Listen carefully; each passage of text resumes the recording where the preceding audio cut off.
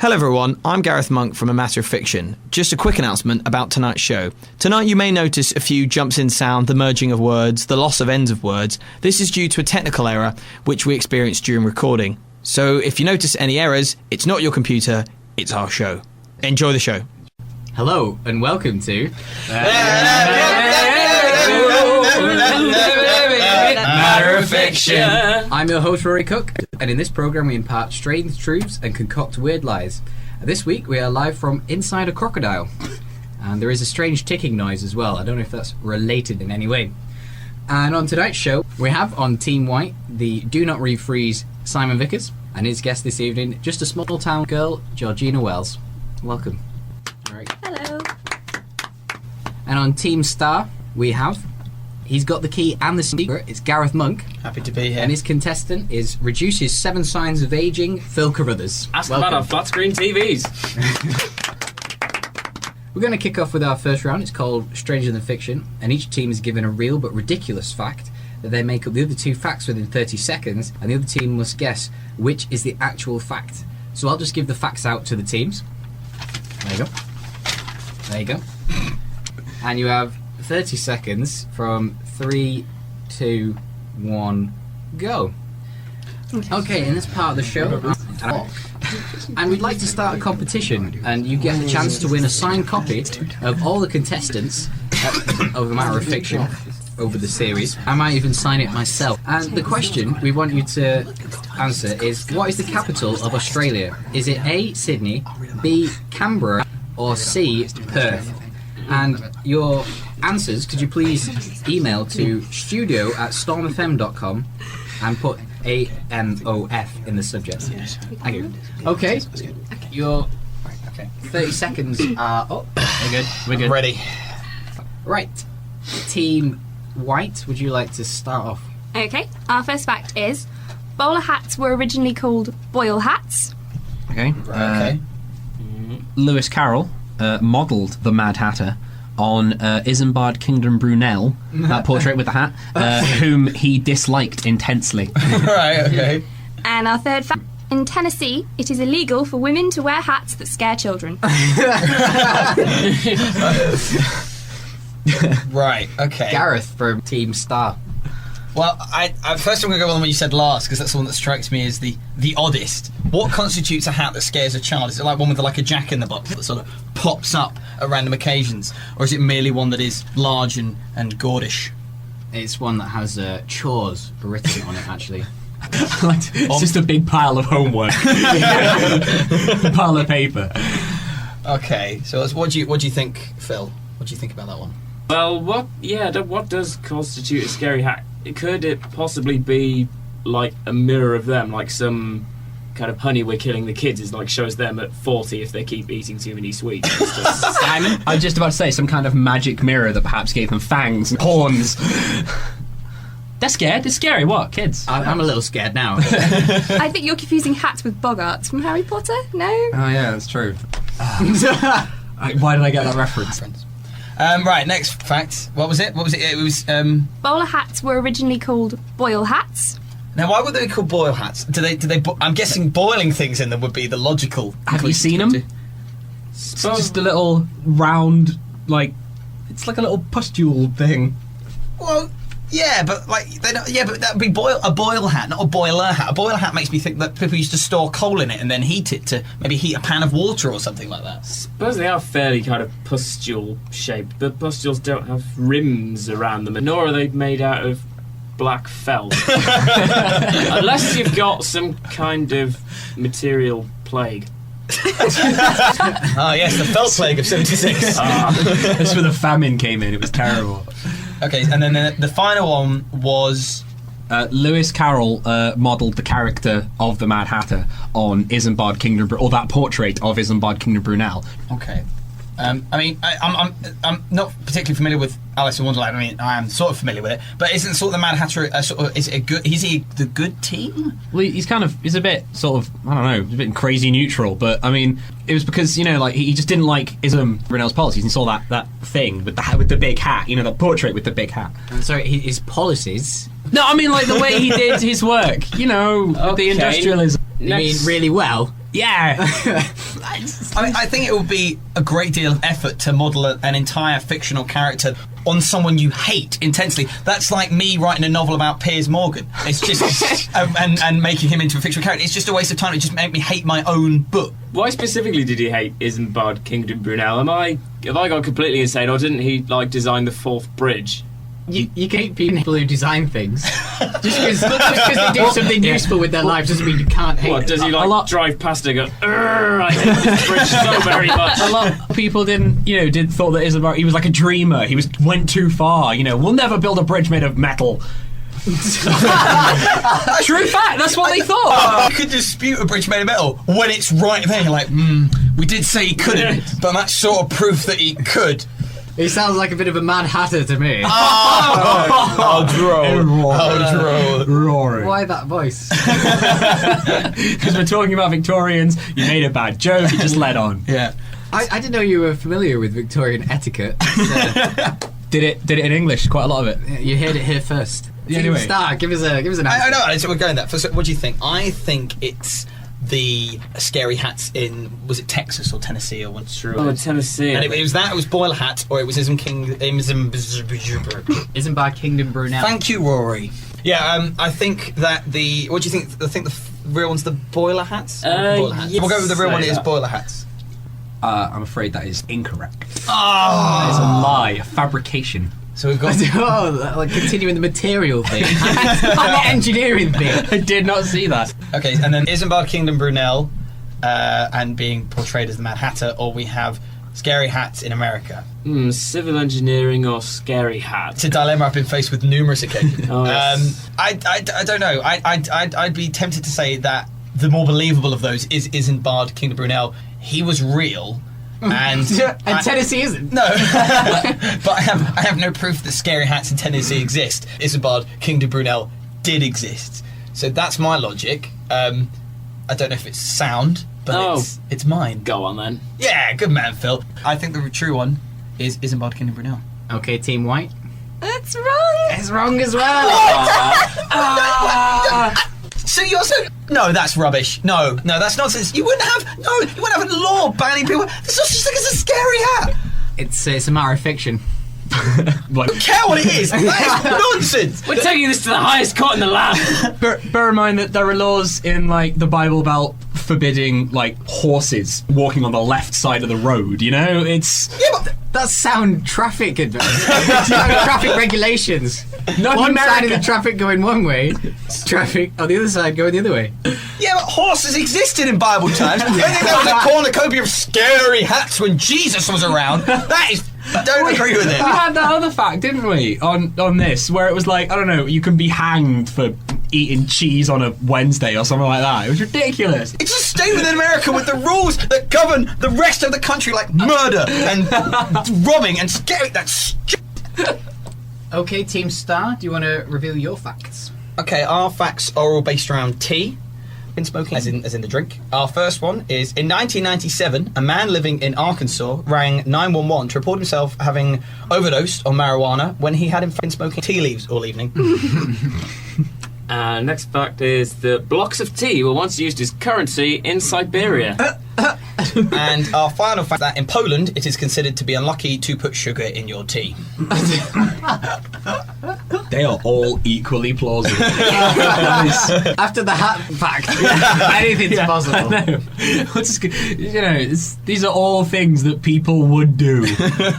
What do you think, Georgina? I don't know. The blocks of tea in Siberia thing, I mean, I don't, that sounds... Tea in blocks? Since when does tea come in blocks? Solidified together? Since it was cold enough in Siberia for them to solidify. That's true. That is a good point. I was about to say, I have been to a tea plantation, and they definitely don't cut it in blocks because it's a leaf. In the communist times, they used pickled gherkins to pay workers in St. Petersburg. That's quite cool. Well, I mean, not in a sort of socio-economic oppression situation, but just as a fact. Yeah, repression of the lower classes is cool, Simon. In no ways does Simon Vickers' views represent those of Storm FM or anyone in a matter of fiction, including Rory Cooke, the host.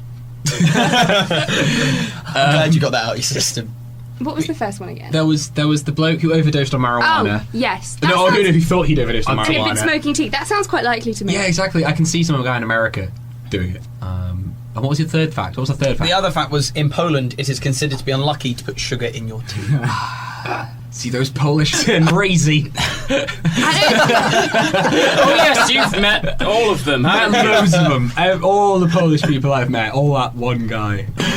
I don't know, really. I really have no idea. Does that mean you're going to make me pick? I'm deferring it to you as team captain. I go with the first one. It's the true one is the guy smoking tea. Well, that is wrong. Oh! That is a complete fabrication. Oh, Okay, get another guess, but only one point. See, the problem is, the last time I was on this show, I said, do you know what, I'm sure I've heard of a monkey called Rasputin, and that was wrong. but I'm sure I've heard of tea leaves being used to pay people. But again, Rasputin, I've got a bad record, Then- so... No, go with it. Do you know what, forget it. Yeah, let's go for it. Okay, tea leaves in Poland, or wherever it was, tea leaves paying. So, Team Star, do you want to reveal? Yeah, blocks of tea were once used as currency in Siberia. That is indeed correct. Well done, Simon. Yeah, suck it, Rasputin. That's right. That is a odd turn of phrase. So, at the end of that round, Team White have 1, Team Star have none. Round 2, Cats and Nazis. This game is for tonight's guests. That's Georgina and Phil. And each guest is given 4 unrelated topics, which they must link up via simple, logical steps to form a story which lasts a minute. So we'll start with Phil. And his words are Stonehenge, walnuts, insurance, and Morris dancing. So, are you ready there, Phil? Sure. And your starts now. Stonehenge was built somewhere outside Oxfordshire by some people from outside Oxfordshire in around 1975. Having nothing better to do, and given that this was before the days of 24-hour television, they sought recreation in any conceivable way, which involved getting high by intravenously injecting walnuts. However, these had several disadvantages, including the fact that they caused very bad headaches, which meant they had to take long absences of leave or leaves of absence from their jobs selling insurance. And of course, when you're off work, there's absolutely nothing you could do unless you brainstorm ideas of things you could do, and these could include things like eating twiglets, or poking yourself in the eye, or jumping up and down, or running on the spot, or playing a ukulele, or making a ukulele and trying to play that, or last but not least, Morris dancing.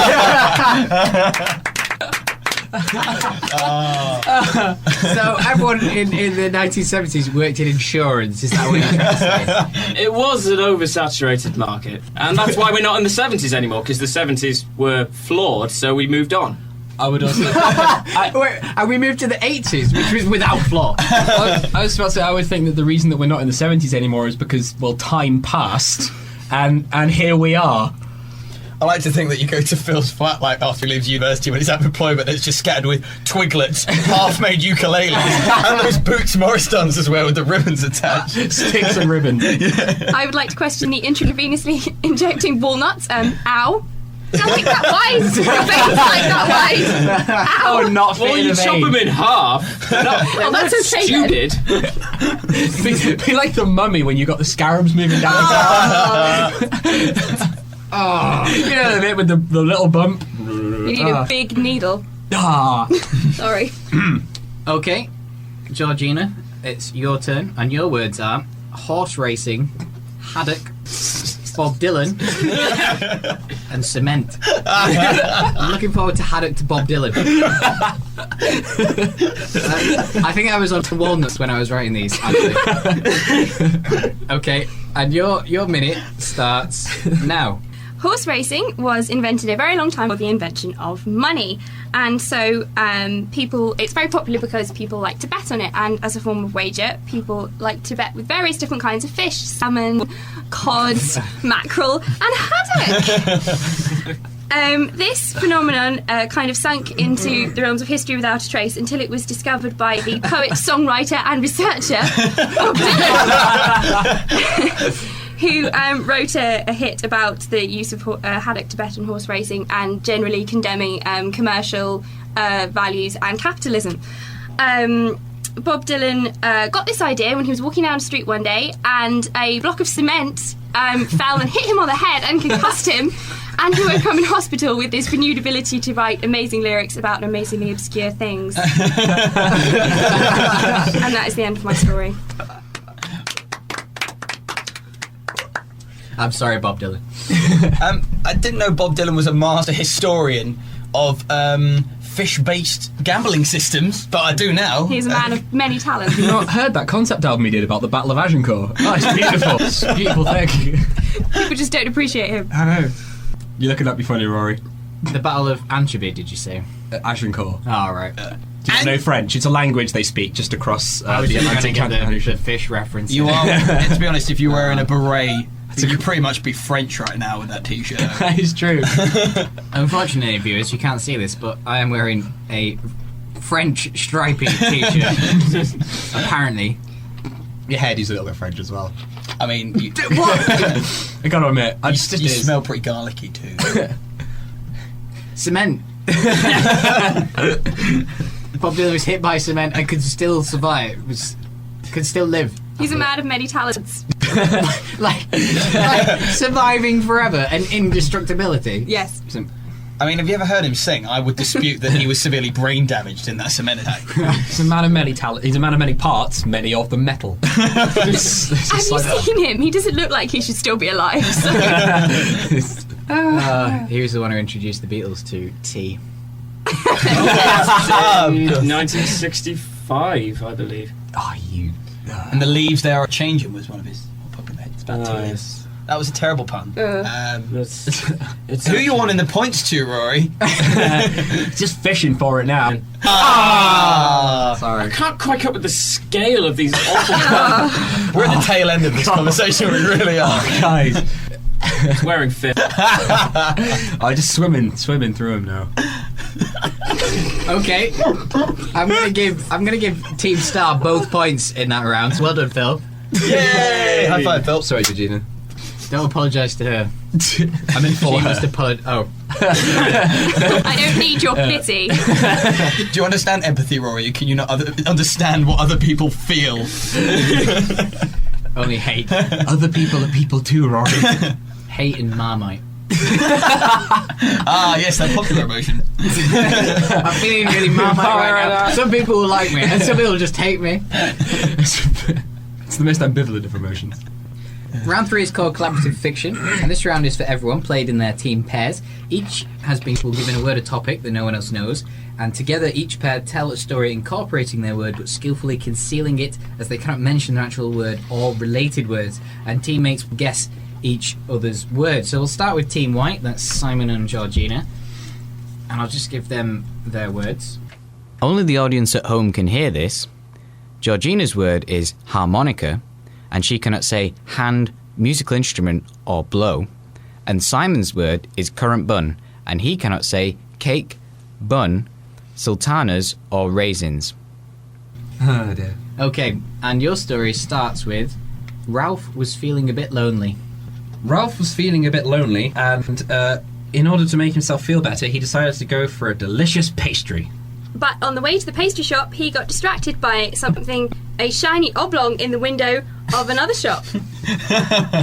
And while distracted by the shiny oblong, it was the thing about this oblong was it was the tiny black points all over it, all studded all over this object.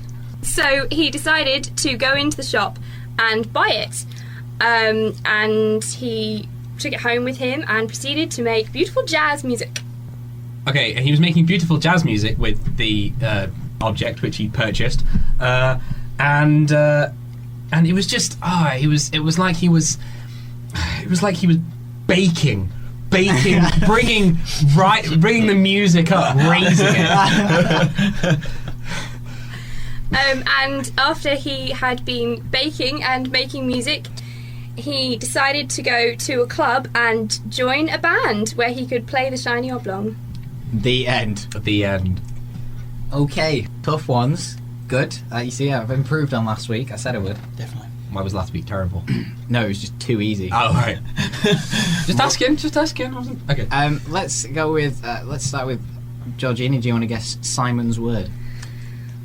something about pastry and black pointy things and flour, something to do with raising, so baking, I don't know, cake. What kind of cake? I have to guess a specific kind of cake. Yes, you do have a cake. With black, Well, not strictly a studied, cake. It's studied with black things. Black points studded. Black. It's got. Fruit cake? I don't know. Oh! One of them. One of the things that's in fruitcake. Currant cake. Yeah. Different type. What's another word for a Fruit. pastry or a bakery product? Bun. Yes. Fruit bun. God's sake, woman! What was the fruit? What was the specific fruit? A carrot bun. There Yes! Wow. Well, was- you're not getting a point for that. I was. Okay. All right then, Simon. You think you could do better? Georgina's with not really. Georgina's? It was an oblong, and it was shiny, and you could play jazz with an oblong. What jazz music? What jazz instrument is oblong? What, Oh, I don't know. What? piano?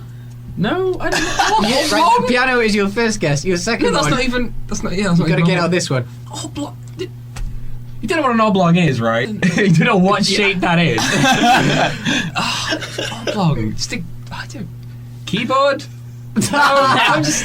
Do you want to reveal? was a harmonica. Yes! Monica. Some team might get no points. That was just embarrassing. The scale was wrong. I was thinking. To be honest, when you were getting with shiny oblong in a shop window studded with little black points, I was getting a bit worried as to where that conversation was going. Fortunately, we went on to jazz and obviously moved off that topic. Because up until that point, he was It was horrific. Okay. Yeah, well. Team Star, that's Gareth and Phil. It's your turn. I'll give you your words. Phil looks so confused. I despise you, Rory Cooke. Right, we'll go back and forth, and we'll start with Gareth. Only the audience at home can hear this. Phil's word is nostalgia, and he cannot say the words memories or past. And Gareth's word is donkey, and he cannot say eeyore, horse, hooves, stubborn, zebra, ass, etc. And your story starts. A man walked into a bar. A man walked into a bar, and propping up the bar with him was a strange-looking creature, one that he had never encountered in the Sahara Desert before. It had a tail, and other things you would find on an animal. Yes, he was trying to think through that space in his brain where he stores things that had happened previously, and he couldn't find anything conclusive, so he checked his Pokédex. And whilst looking through his Pokédex, he came upon an entry which looked remarkably similar to this creature sitting next to him. So he matched up the features, and he said, yes, there's a tail there, and it has a brain, which other animals have, a heart and other various vital organs. Yes, that's all there. And when he looked at the readout of the heart, it reminded him of a simpler time, back when the air was cleaner and the music was rocking and he wasn't bitter and married and trying to overcome a crippling addiction to walnut. And he thought that he'd love to have one of these creatures as his own. He wanted to catch one. Use Pokédex. He checked the Pokédex, and his Pokédex said, he asked him, where is the most common location for one of these creatures to appear? And he said, Brighton Beach is the most common location. He'd been to Brighton Beach before, lots and lots of times when he was younger, and that filled him with lots of lovely, warm feelings. The end. Okay. I think I know Phil's. So, Gareth, do you want to have a guess at Phil's? Was it the concept of nostalgia? Yes! Yeah! Oh my god. High five me, Phil! Yeah! So moving on from the concept of nostalgia, we'll move on to Gareth's word. And Phil, do you want to have a guess at that? As much as I hate to put a damper on our previous success, I can't remember most of what you actually said, Gareth. Am I allowed to give him some... You're allowed to remind him. It's a creature, most commonly found at Brighton Beach. It has a tail, vital organs. Not found in the Saharan Desert either. Would I annoy the people of Brighton if I said a rat? No, but you'd annoy me. No, I think you might want another guess there, Philip. Has a tail. Yep. And he's on Brighton Brighton Beach. Beach. Brighton Brighton Beach. Brighton Beach. What's so special about Brighton Beach specifically? Full of attractions. Is it? Oh, come on, Phil. Well, Give me an animal, Phil. a stoat. Oh yes, the famous Brighton Beach stoat pen. I've seen children riding stoats. Philip. No, it wasn't. It was a donkey, Philip. Blackpool Beach. Maybe. I thought we passed those over. Is it Blackpool Beach? Blackpool donkeys. They're on all sorts of beaches. I suppose they're not just limited to one place.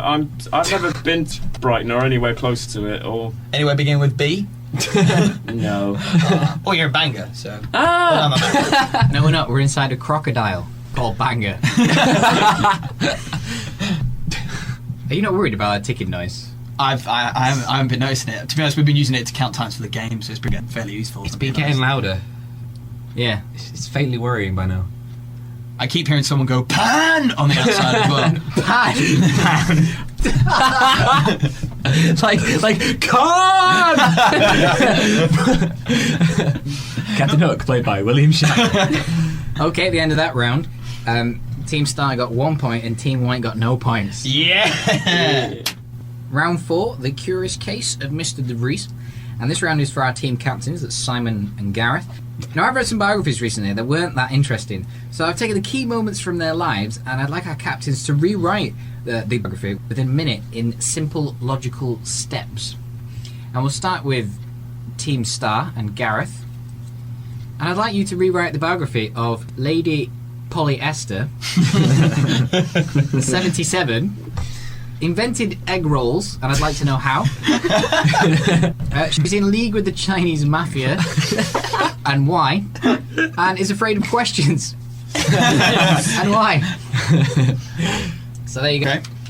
And your minute starts 2, 1, go. Lady Polyester, 77. She is 77, an elderly lady. However, at the age of 20, her mother and father both died in a horrific helicopter crash. So she inherited her fashion empire, or the polyester fashion empire. However, she had a lot of money, but also a lot of free time on her hands. So she thought, what can I do with my free time? So she invented the concept of egg rolls, what is commonly now known as rolling eggs.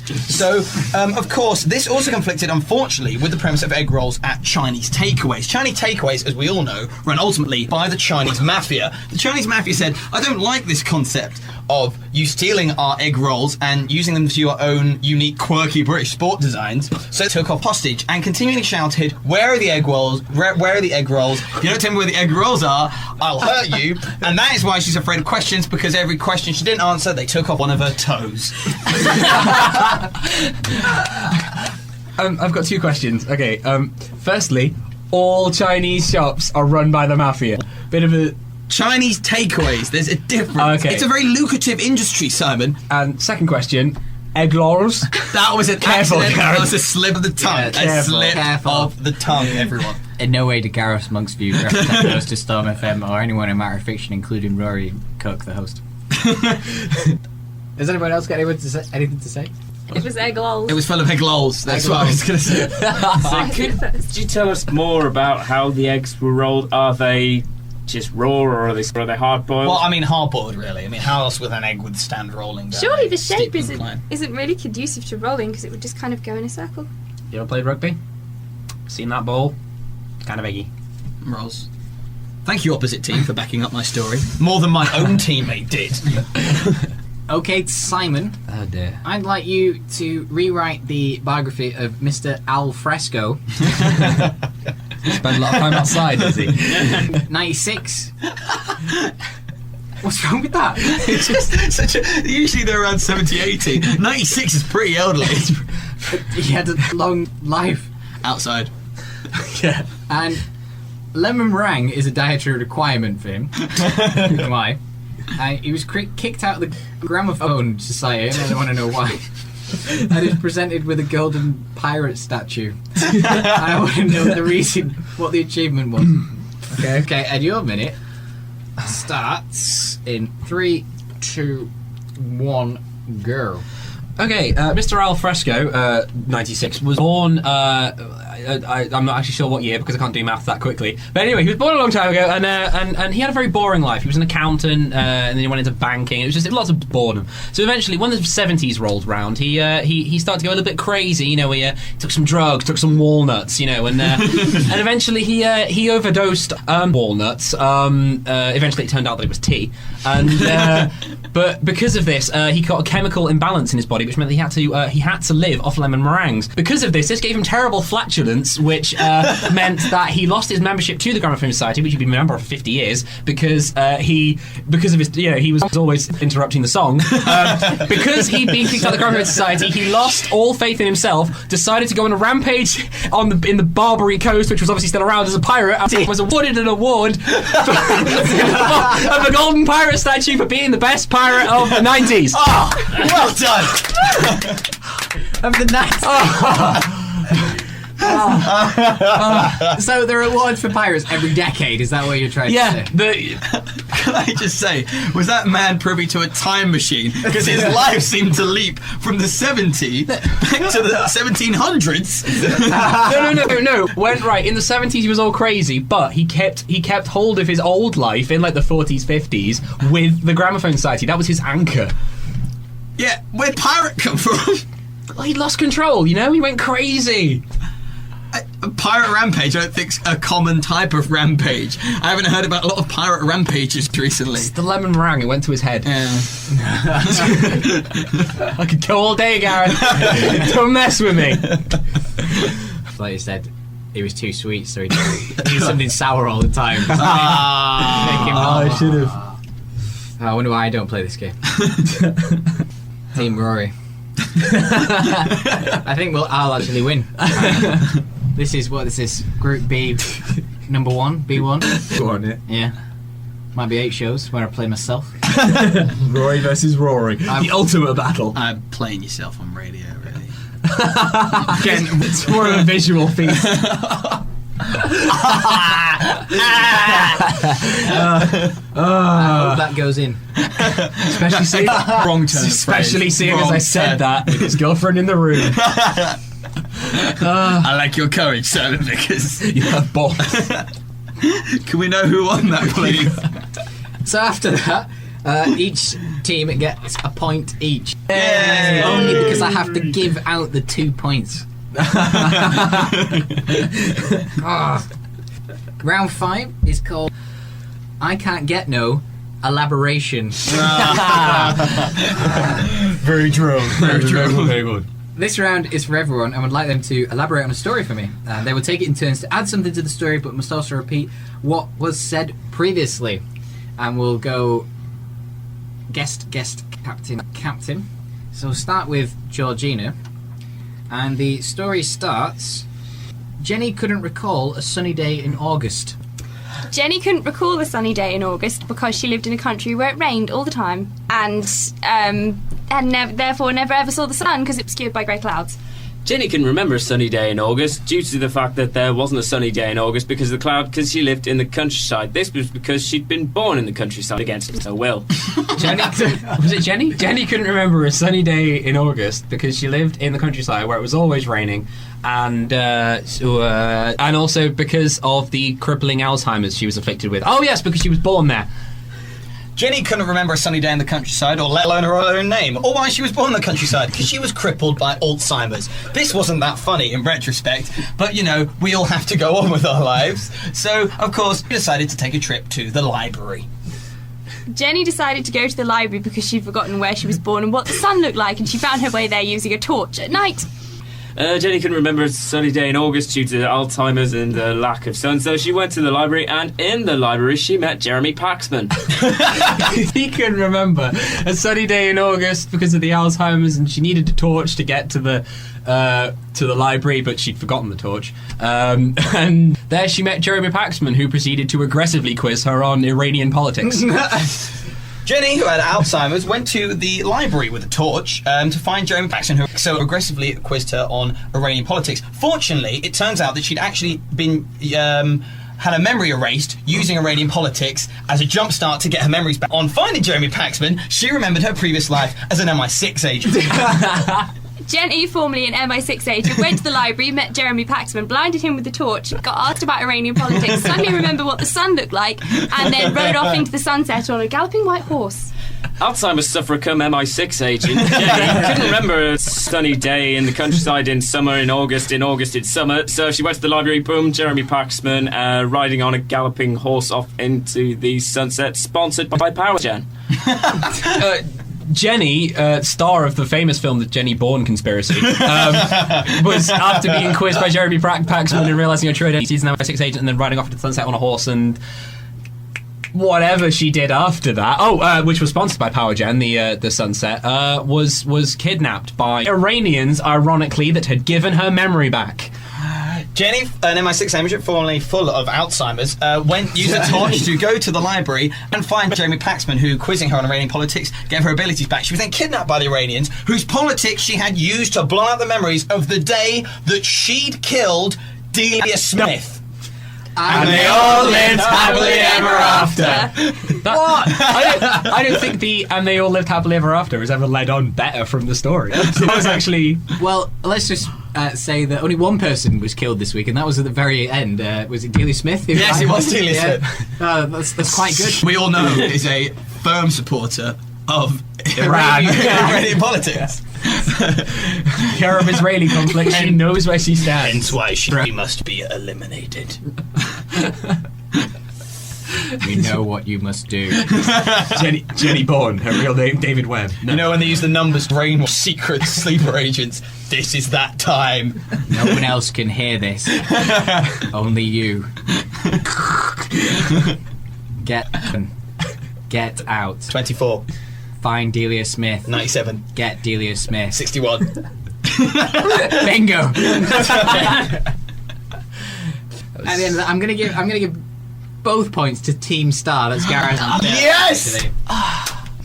Which brings us to the end, and let's do the final scores, shall we? Lost. So at the end, on Team White, Simon and Georgina have 2 points. And on Team Star, that's Gareth and Phil, 6 points. Oh, touch me, Philip. Sorry. Oh. So I come back and this is what happens. so Team Star, you won. Would you like to request a song? Ooh, Richie, please. Hello? The Touch by Lionel Richie? Hello, is it me you're looking for by Lionel Richie? Is that what's the Yeah, full I name think of it's just called Hello. Okay, yeah, we'll have Hello by Lionel Richie. What? I give you an option and you choose this. Out of all the other songs in the world. Yeah? Hello by Lionel Richie. Fine. Our choice. We're a team. Ooh. Okay, well, thank you to our teams, Team White, Simon Vickers and Georgina Wells. And Team Star, Gareth Monk and Phil Carruthers. Thank you for coming. And you know, I've learned something today.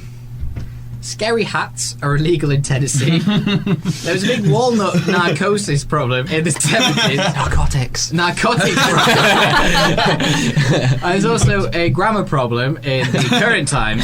And oblongs are good for chat. I've been Rory Cooke, and you've been listening to A Matter of Fiction. Have a good evening.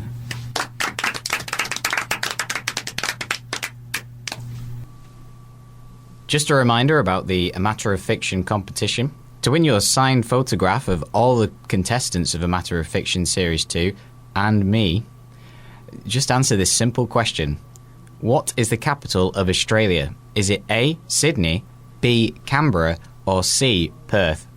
Please send in your answers to studio@stormfm.com with the subject of A Matter of Fiction or AMOF.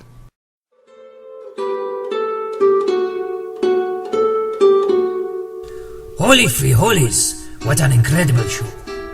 If you would like to get involved in Comedy in Bangor, look up Bangor Comedy on Facebook. Or you can send us an email to comedy@undeb.bangor.ac.uk.